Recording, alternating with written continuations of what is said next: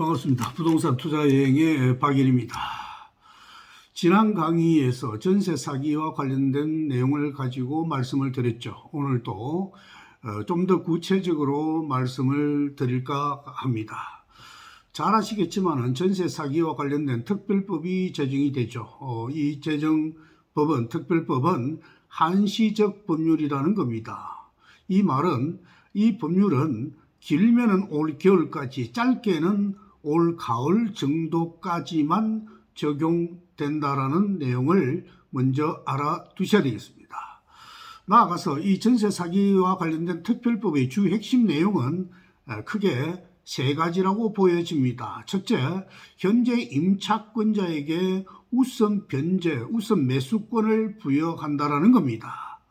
이 말은 임차권자가 만약에 경매를 보더라도 다른 누군가가 자기가 살고 있는, 거주하고 있는 아파트나 빌라를 낙찰을 받는다 해도 먼저 가지고 올 수 있는 우선 매수권을 부여해 준다라는 점입니다.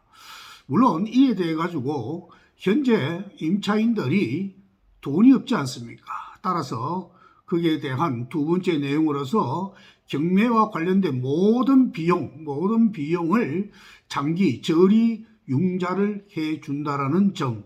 그다음 마지막으로 LH가 사계 매입을 해서 장기 최장 20년까지 거주할 수 있는 그런 내용이 곧 특별법의 주 핵심 내용이라고 생각이 되어집니다. 따라서 현재 임차권자들께서는 이 내용을 구체적으로 주변의 지인들을 통해서, 즉 쉽게 말해서 전문가들을 통해서 자기하고 맞는 그런 내용을 선택을 해서 접근하는 것이 좋을 것으로 저는 생각이 되어집니다.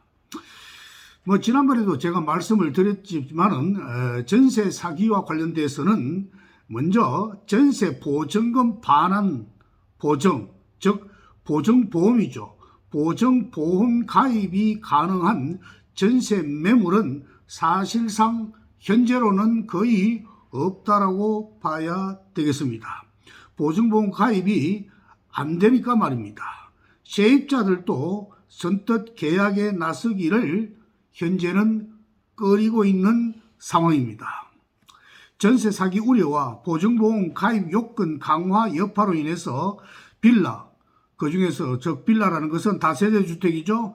다세대 주택 등은 전 월세 시장의 혼선이 아마 크게 일어날 것으로 생각이 되어집니다. 특히 신축 빌라를 중심으로 전세 사기 피해가 확산되고 있고, 수요자들은 보증보험 가입이 가능한 매물을 구해 줄 것을 주변의 공인중개사들에게 요구를 하고 있는 상황이라고 합니다. 그러나 잘 아시겠지만 5월부터 보증보험 제도의 변화로 인해서 전세가를 낮추지 않으면 가입이 어려워져서 수요자들 눈높이에 맞는 매물을 찾기라는 것은 하늘의 별따기라고 봐야 하겠습니다.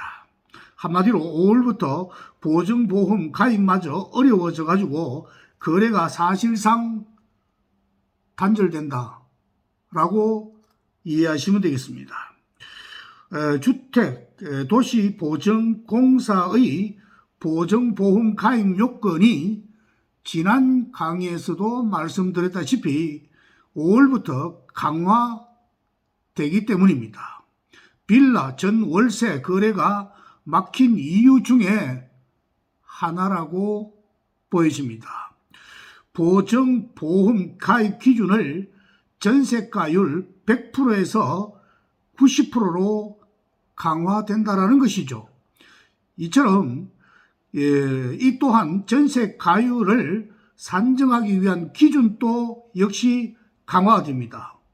이 말은 공시가의 150%에서 140%로 10%가 낮아지는 것입니다. 결과적으로 보증 한도가 공시지가의 150에서 126%로 강화된다라는 것인데, 예를 들어서 공시지가가 1억 원인 주택의 경우에 기존에는 전세보증금 1억 5천만 원까지 보증보험에 가입이 가능했습니다. 그러나 이 강화가 이루어지게 되면 1억 5천만 원이 아니라 1억 2,600만 원까지만 가입할 수 있게 된다는 것입니다. 여기에다가 엎친 데 덮친 격으로 27일부터 2023년 공시가격이 적용된다는 겁니다. 잘 아시겠지만 공시가격은 공동주택의 가격, 공시가격 현실화를 2020년 수준으로 낮춘다는 것이죠. 그러면 결국은 올해 공동주택 공시가격은 전년 대비 평균적으로 18.61%가 감소된다는 것입니다. 그러면 과연 어떻게 되겠습니까? 공시가격 기준 역시 떨어질 수밖에 없겠죠. 따라서 참고적으로 수도권 빌라의 공시가는 평균 6% 하락할 전망이라고 생각이 됩니다. 공시가 하락과 보증보험 가입 요건 강화로 인해서 빌라 전 월세 시장은 한마디로 모든 것이 거래가 중단되는 그런 직격탄을 맞게 됐다라고 보여집니다.